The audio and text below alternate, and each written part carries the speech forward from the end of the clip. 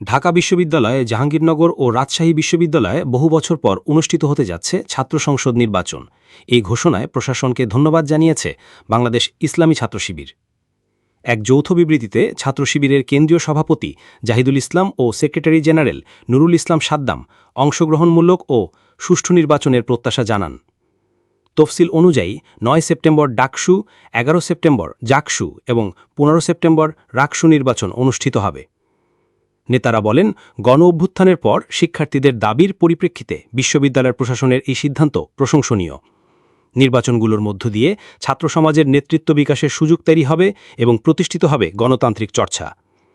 তারা আরও বলেন, রাজনৈতিক প্রভাবমুক্ত, স্বচ্ছ ও প্রতিযোগিতামূলক নির্বাচন নিশ্চিত করতে প্রয়োজন প্রশাসনের সদিচ্ছা এবং স্বাধীন নির্বাচন কমিশন। শিবির নেতারা প্রশাসনের প্রতি আহ্বান জানান যেন লেভেল প্লেইং ফিল্ড নিশ্চিত করে শিক্ষার্থীদের আস্থা অর্জন করা যায়।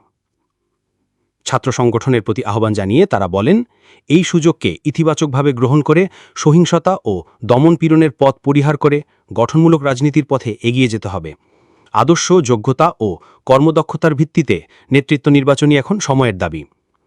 নির্বাচনের মধ্য দিয়ে জাতীয় নেতৃত্ব গড়ার প্ল্যাটফর্মগুলো যেন সুসংহত হয়, সেই লক্ষ্যে সবাইকে দায়িত্বশীল ভূমিকা পালনের আহ্বান জানান তারা।